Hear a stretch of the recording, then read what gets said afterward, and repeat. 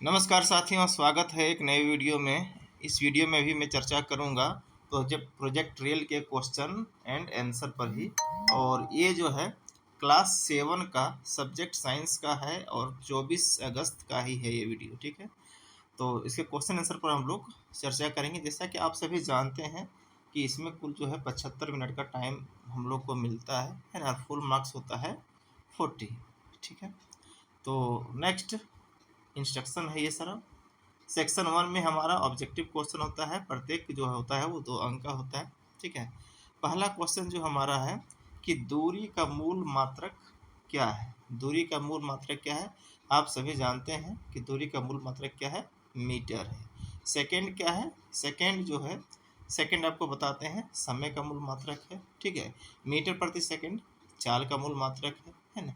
और किलोमीटर तो आप जानते हैं कि 1000 मीटर बराबर 1 किलोमीटर होता है, ठीक है। तो नेक्स्ट क्वेश्चन हम लोग देखते हैं। नेक्स्ट क्वेश्चन हमारा क्या है कि सरल लोलक द्वारा एक पूर्ण दोलन लगे में समय को क्या कहते हैं।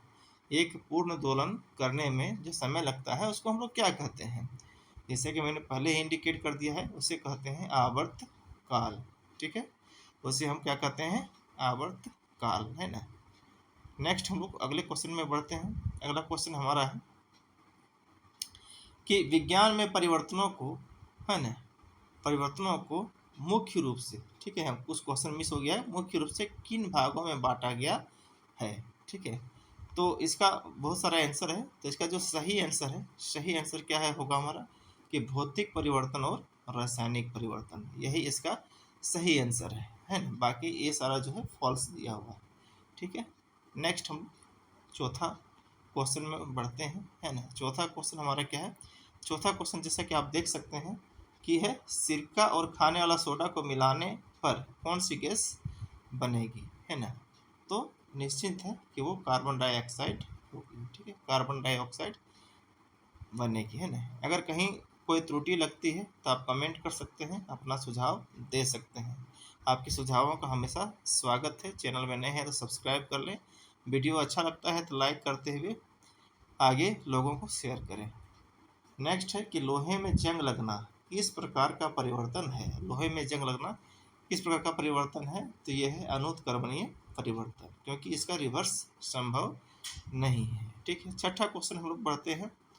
छठा क्वेश्चन है कि लोहे के ऊपर जिंक की धातु की परत चढ़ाना वो क्या कहलाता है, ठीक है। उसको हम लोग क्या कहते हैं, उसको कहते हैं हम लोग असद लेपन। क्या कहते हैं, असद लेपन कहते हैं, ठीक है। नेक्स्ट है हम लोग सातवां क्वेश्चन में आगे। सातवां क्वेश्चन क्या है हमारा कि निम्नलिखित में से कौन सा रासायनिक परिवर्तन है। बहुत सारा ऑप्शन इसमें दिया हुआ है, कपड़े का फटना, कांच का टूटना, कागज का जलना, है ना, कोयले को पीसकर चूर्ण बनाना। तो इसका सही आंसर क्या है, कागज का जलना, ठीक है। इसमें एक नया पदार्थ भी बन रहा है और इसमें इसको रिवर्स नहीं किया जा सकता है। एक नया पदार्थ बन रहा है, रासायनिक परिवर्तन का जो गुण होता है एक नया पदार्थ का बनना, है ना, वो प्रॉपर्टी इसमें है।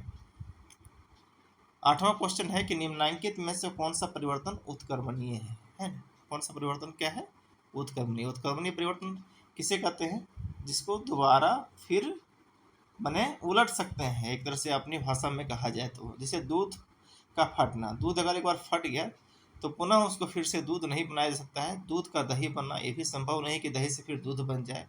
दही से मक्खन निकालना, मक्खन से फिर दही बनाना संभव नहीं है। तो ये क्या हो सकता है, ये है घी का पिघलाना। घी को अगर पिघलाते हैं हम लोग तो वो पिघल के द्रव के रूप में आ जाएगा, और वास्तव फिर से अगर हम ठंडा कर दें तो फिर से वो घी ठोस रूप में आ जाएगा, ठीक है। तो ये उत्क्रमणीय परिवर्तन है, ठीक है। कौन सी गैस चूने के जल को दूधिया कर देती है, वो कौन सी गैस है, तो वह है carbon dioxide gas. Carbon dioxide gas चूने को दूधिया कर देती है।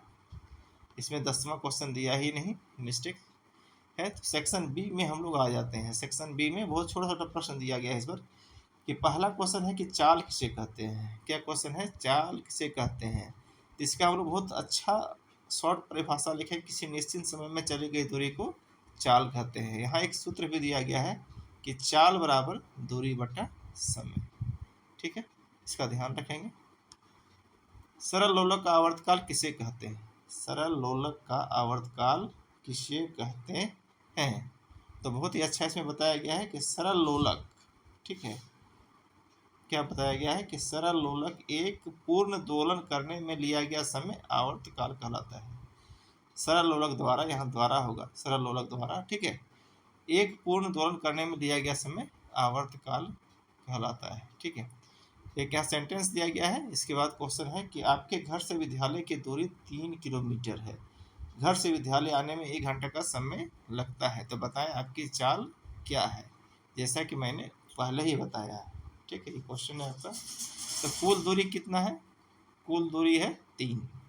ठीक है, समय कितना लग रहा है? 1, तो 3/1 तो कितना आएगा? 3 ही आएगा, अर्थात 3 किलोमीटर प्रति घंटा इसका आंसर हो गया।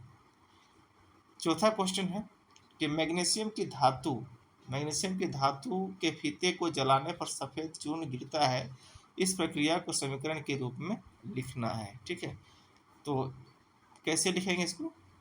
ये है इसका सही तरीका, 2mg + O2 बराबर 2mgO है। सही सूत्र इसका संतुलित सूत्र है। लिखेंगे कैसे इसको? 2 है ना, mg तो लिखेंगे हम लोग, है ना, प्लस O2, ये 2 को नीचे लिखना है।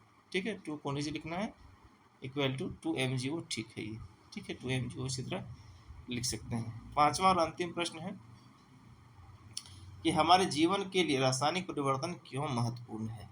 ठीक है, तो दही का बनना, भोजन का बनना, भोजन का पचना आदि अनेक ऐसे कार्य हैं जो रासायनिक परिवर्तन के कारण ही संभव है या संभव होगा, संभव है। इसलिए रासायनिक परिवर्तन हमारे जीवन के लिए महत्वपूर्ण है।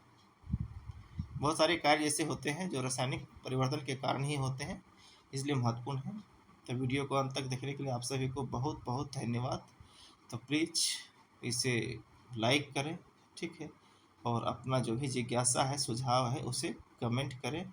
ठीक है ना, प्यारा सा कमेंट करें और अपने साथियों के साथ जितना हो सके इसे शेयर करें, है ना, जितना अधिक से अधिक हो सकता है इसे शेयर करें।